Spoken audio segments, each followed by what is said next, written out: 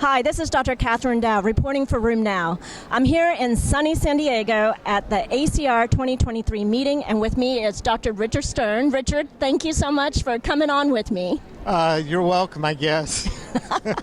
Anyways, Richard is one of the few practitioners who's actually incorporating ChatGPT and AI into his clinical practice.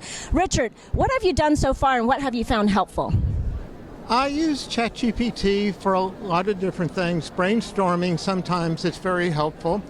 I can create patient handouts. As long as I de-identify information, I can write a letter to an insurance company to appeal for a medication that has been denied.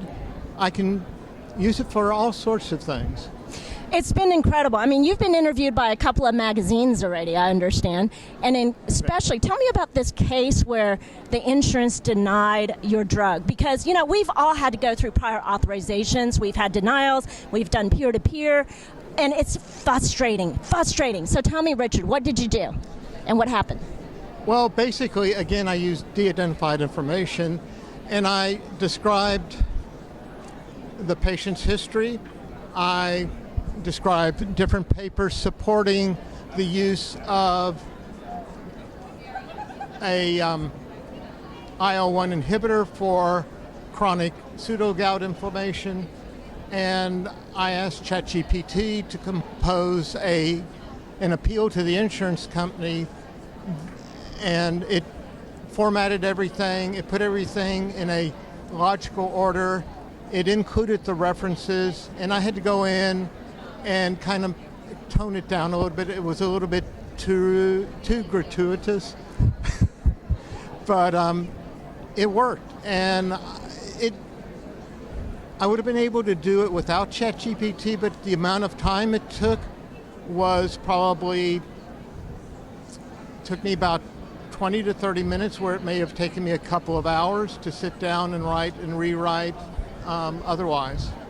That's true. Now, the ACR is forming a working group on AI and ChatGPT, right? Well, not yet. What we're doing is the Doug White, who is the president who's leaving this session, set up a Slack work group so that we can collaborate and get people together to figure out how you can use it in rheumatology and what are the little tricks and tips and tricks that you can use.